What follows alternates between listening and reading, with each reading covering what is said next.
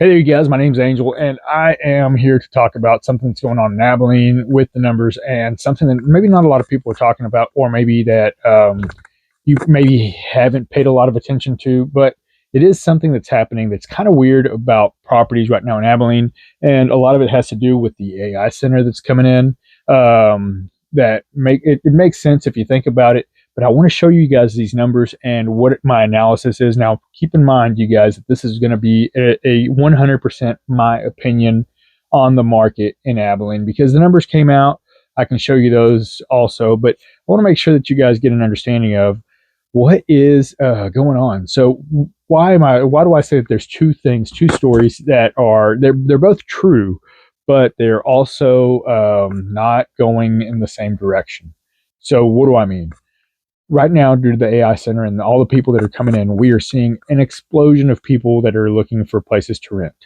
That's amazing. If you are an investor, you are really enjoying the fact that there is this appreciation in the rent market because all of the people that are willing to rent at higher prices. Now, that is slightly messing with people who live here already, and the salaries that they have are not keeping up with the rents.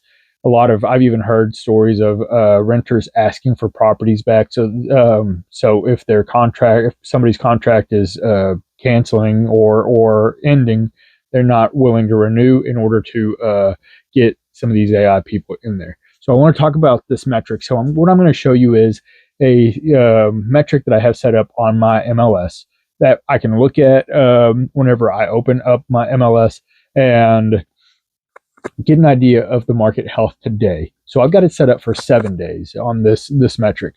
So what do you guys need to know? It's Sunday at 10:46 in the evening. So the reason I like to do my analysis this late on Sunday of what's going on as far as the whole market is because by now all the showings that have taken place have taken place. The offers over the weekend that came in have been accepted or at least are on the table. And we get a pretty close metric. It's not going to be exact because if something got turned in, they're waiting for a response. That's kind of a gray area. But this right here gives us an idea. And I want to show you guys that even though we see rents increasing, we are seeing prices of properties in the area decreasing. And why do I think that it's setting the market up for something really big in the spring? And here we go, you guys. So the new listing number in the last 7 days, we'd had 48 new listings. Now, this doesn't take into consideration any houses that came on the market and were immediately grabbed.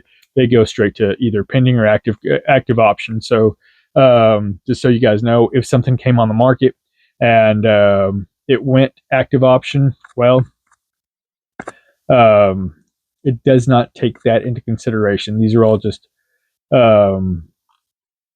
new listings. So we are seeing a lot of listings over $300,000, and that is something else that kind of makes me think about what's going on. But the short and the long of it is that if you look at this other metric, there are 17 properties that came back on the market. That means that they probably either expired, so they ran out of time to sell it, and they renewed their contract or got another realtor to list it. That could make it come back on the market. Another thing is it went on hold. They wanted to make some mistakes or needed some repairs. They needed to make some repairs, and they came back from a hold status.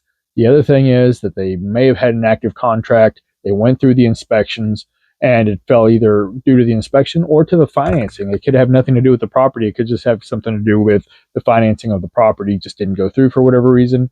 And we're seeing that happen quite a bit also. I've personally had to cancel 2 based on inspection this month. So there's that. So, but the metric that really makes me kind of pause is this price decrease metric. 88 properties had price decreases. Now, why do properties get price decreases? It's just an adjustment, you guys. It's for some people, it's a technique to get people to move on a property because the prices come down. For some people, it may have gone under contract and they found something that they couldn't fix, and they needed to make an adjustment on the price to reflect the repairs people are going to need to make. And the most likely scenario is that it just sat on the market too long. People are telling the market is telling the seller that the property price is too high. They need to adjust the price, and the real estate agent has probably reached out and let them know that this is the case. So, but if you see 48 properties came on the market, 88 properties had a price decrease. That means that more than half of the properties in relevance to this. Now, we actually have 440 properties um, on the market right now, which means that if 88 had a price decrease, that means that almost 20% of the properties had a price decrease. So, anyways, just nerding out on the numbers here. We did have a price increase that could happen for whatever reason. Sometimes they're just inputted wrong. A couple of properties went in active knockout. Some of them went in. 61 properties went active option. That's a good thing. That means that if we only had 48 properties on the market and 61 of them went active option, that means that people have accepted contracts on 61 properties right now. They're no longer considered active on the market, but they could come back, or you could probably call and see if you can put in an offer on that property if they're taking backup offers. This is also the inspection period that people are doing their inspections. Some of these are going to come back on the market due to the inspection, due to the appraisal, anything like that, as we talked about earlier. So, active contingent, that's just that they've got to do something in order to buy the property. They've accepted those contracts, and 58 properties have gone pending. So that means that all they're waiting for now is for the underwriter to approve the loan, and they'll close those properties. So that's great. In the last 7 days, 61 properties closed in the last 7 days. When we compare the 48 properties that came on the market and the 61 properties that closed, and if that was the only metrics we had, we would tell ourselves that there are going to be less properties. Days on market are going to come down.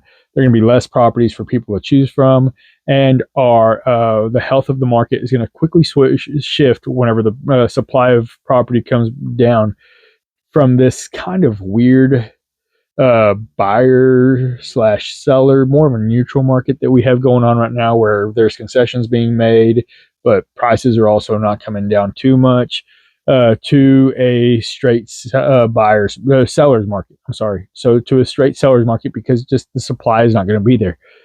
Why am I concerned about this?